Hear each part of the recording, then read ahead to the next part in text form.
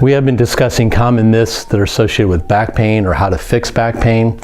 And a common misperception that may surprise a lot of us is that yoga and Pilates are a great way to treat back pain patients.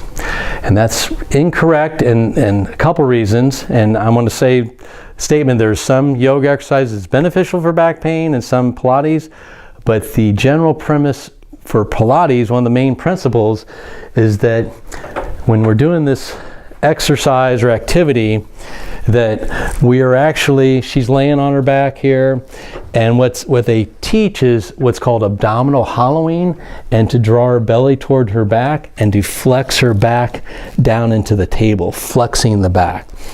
So one, when you abdominal hollow like that, and that was the old way of teaching rehab and PT exercises, but that's actually, the studies have been found that actually destabilizes, and sucking your belly in toward your spine and pushing out and flexing your spine down actually can create more stress on the lower back by taking that normal curve in the spine and flexing it backwards. So that may not be the optimal exercise for back pain.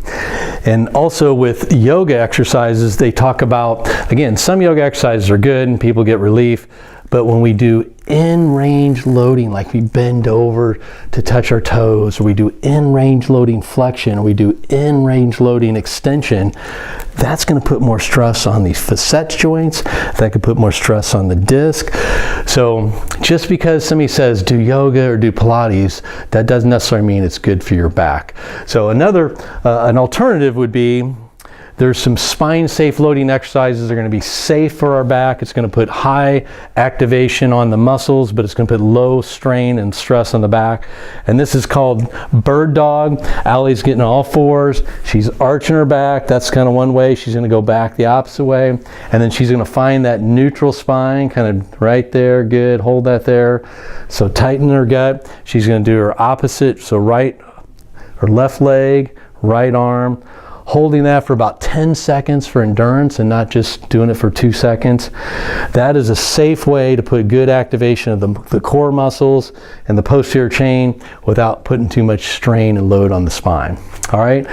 And then another thing, and this is kind of go back to what we call McGill's Big Three, Professor McGill. He's a clinician and researcher in spine biomechanics. He talks about the plank, the bird dog, and the curl up. So with Allie, feet a little wider, shoulder width, there you go. And again, maintaining that neutral spine, activating her core, that is a more safe way to strengthen the back muscles without putting too much strain on the back. All right. So again, just because somebody says do yoga or Pilates, that doesn't necessarily mean it's good for your back. So that is a common misconception or myth about treatment of back pain.